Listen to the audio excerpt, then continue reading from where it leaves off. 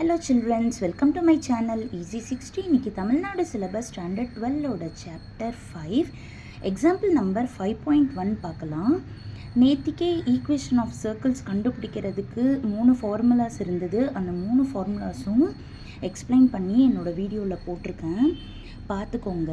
இப்போ equation of circle கண்டுபிடிக்க சொல்கிறாங்க. சென்டர் வந்து -3, -4ன்னு கொடுத்துட்டாங்க. ரேடியஸ் வந்து 3 யூனிட்ஸ்ன்னு கொடுத்துருக்காங்க.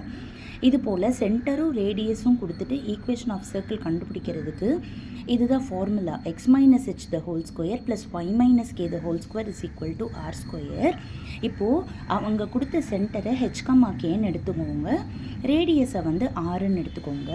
அப்போ இந்த ஃபார்முலாவில் சப்ஸ்டியூட் பண்ணுறப்போ எக்ஸ் இங்கே மைனஸ், ஆனால் இங்கே ஆல்ரெடி இங்கேயும் ஒரு மைனஸ் சைன் இருக்கிறனால x + 3 the whole square plus y + 4 the whole square is equal to 3 square.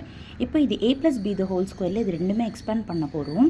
So a square that is x square plus 2ab 2 into 3 into x which is 6x plus b square 3 square 9 plus y square plus 2 into a into b that is 8y plus 4 square வந்துட்டு 16 is equal to 3a square பண்ணா 9 plus 9 ரெண்டு பக்கமும் இருக்கிறனால அது cancel ஆகிடும்.